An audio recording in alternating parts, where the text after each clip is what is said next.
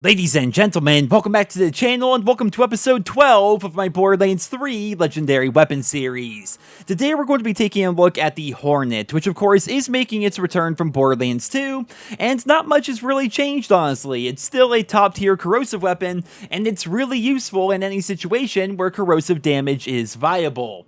The red flavor text reads, "Fear the Swarm," which means this weapon will always be corrosive, it will fire in a 6-round burst, and it also has higher elemental damage and a higher splash radius than most other elemental pistols in the game. So how we go about farming the Hornet is actually pretty tricky, because back in Borderlands 2, you could farm the Hornet relatively easily just by killing Knuckle Dragger over and over, right? Well, it turns out here in Borderlands 3, the Hornet has no set boss or enemy that specifically drops it. The Hornet is classified as a world drop legendary, which means it can drop from pretty much anything in the game. We're talking any boss, any chest, any slot machine, any vending machine, any ammo box, virtually anything in the game has a small chance to drop this weapon. This makes farming the Hornet pretty much impossible, as you just need to get lucky enough for it to randomly drop, but there are some things you can do to increase your chances of getting it. The big recommendation I have for you is to farm bosses that you can easily kill, depending on your particular Vault Hunter. Graveford is a pretty popular choice because he doesn't have any immune phases, and therefore, if you can kill him quickly, you can just kill him over and over and over, and eventually, hopefully, get the Hornet to drop. But in my case, I ended up getting the Hornet from the Warden over in the Anvil.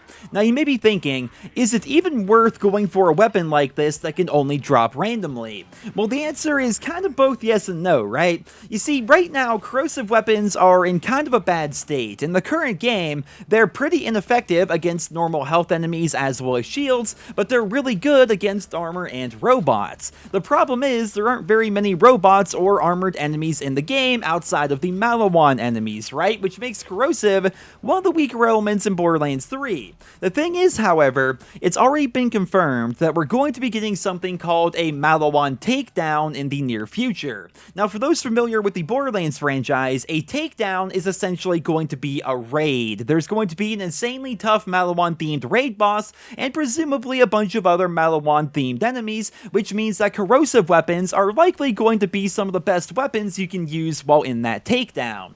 That's why I personally recommend trying to farm yourself out a decent Hornet for when that raid comes out, because it's going to be pretty helpful, and just in general, on its own, it's also a pretty decent pistol. It has virtually no recoil, hipfire accuracy is incredibly tight. If you do decide to hipfire, by the way, it is full auto, it's only going to be burst while aiming down sights, and it's also just very effective out in the general world. If we're talking about smaller enemies, right, not bosses, not big badasses or anything like that, if you're talking about just general enemies that you're trying to run through on your way to a place, this thing will basically kill anything in one burst. It's a pretty powerful pistol, which is why I recommend going out there and farming it. I get that corrosive is not all that great right now, but this is one of the better corrosive weapons in the game. It's definitely way better than the Smart Gun XXL, right? If you guys have been using that, then you know that the Smart Gun XXL is not exactly the best weapon in the game, but it is a corrosive specific weapon. It only spawns as corrosive. Well, if you're looking for a better corrosive weapon, I definitely recommend the Hornet. But ladies and gentlemen,